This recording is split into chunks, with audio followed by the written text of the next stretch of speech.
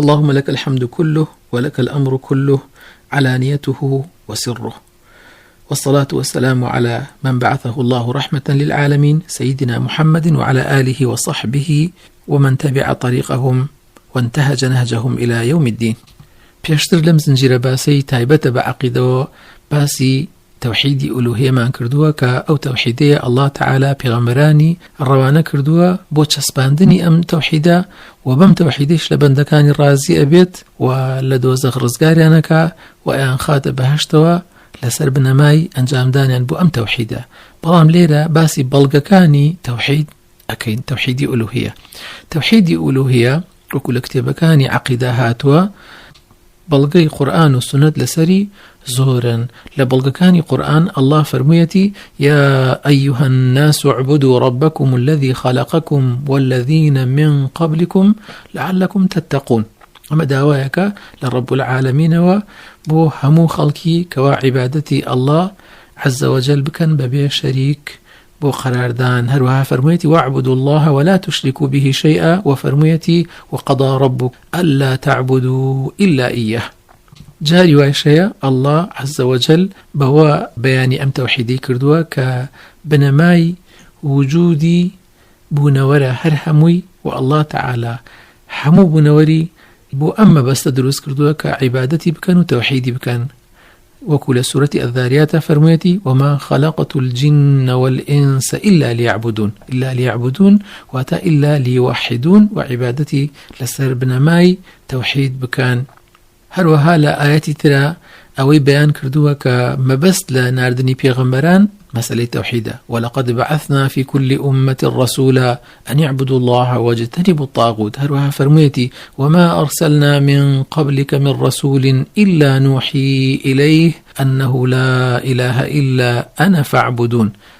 هەروەها لە ئاەتی ترە بەوە بەیانی ئەم تەوحیدەی کردووە کە مەبەست لە دابەزاندنی کتێبەکانی الله عز وجل بۆ پێغەمبەران مسألة توحيد بوا. وكو فرميتي ينزل الملائكة بالروح من أمره على من يشاء من عباده أن أنذروا أنه لا إله إلا أنا فاتقون.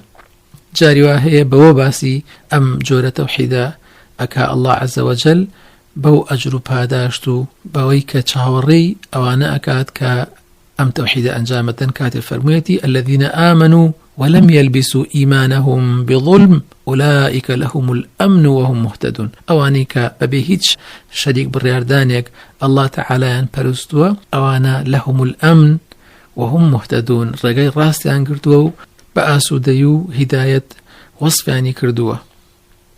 هند جارش بهو باسي كردوا الله تعالى كباسي دجاكي كردوا واتا شركو مترسيو خطري شرك لسر دين إيماني كسكان كاتك فرميتي إنه من يشرك بالله فقد حرم الله عليه الجنة ومأواه النار وما للظالمين من أنصار. يعني بو مزني وقوري بلو باي توحيد باسي شركي كردوه كتشن إنسان كاتك لتوحيد دور كيوت الشركو شركيش أبيت السبب أوي الله تعالى بهشت لسر أو كس حرام أكاتو جيغا ومأوايشي أكاتا دوزخ.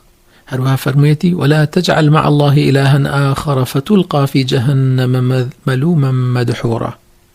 آية تريش زور هيا وكو أم آياتانا كباسي توحيدي ألوهية أكاد. لا سنة شبه ما شوا بلغ زور هاتوا وكو حديثيك لصحيح بخاري هاتوا كاتب پیغمبر صلى الله عليه وسلم بمعاذ فرميت يا معاذ أتدري ما حق الله على العباد؟ قال الله ورسوله أعلم. قال أن يعبدوه ولا يشركوا به شيئا. أما شاهدك يا حق الله تعالى لسر بندكاني أن يعبدوه ولا يشركوا به شيئا. جاء فرموي أتدري ما حقهم عليه؟ أي أجر أمان ويان كرد أزاني حقي أمان لسر پروردگاريان تشيا؟ قال الله ورسوله أعلم. قال أن لا يعذبهم. فرموي اگر اوان توحيدي بو بكانو الشركي بو قرار ندن اوش سزايا نادا.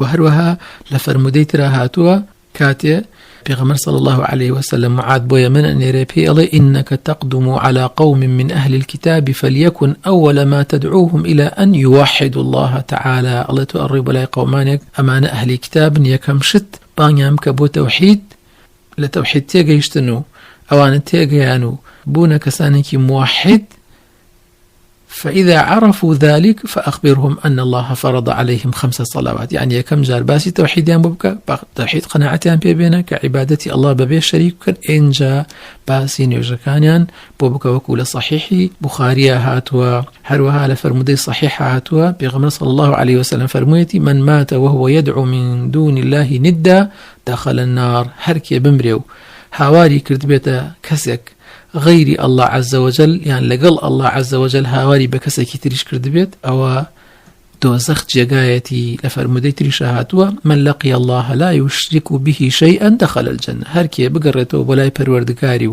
شريكي بو الله قرار ندابيت أو أتشيت بهشتوا، وهركيش بقرته ولاي الله بكمترين شركوا أو أتشيت دوزخوا، ومن لقيه يشرك به شيئا دخل النار. وكلا صحيح مسلم هاتوا. وصلى الله وسلم وبارك على محمد وعلى آله وصحبه أجمعين.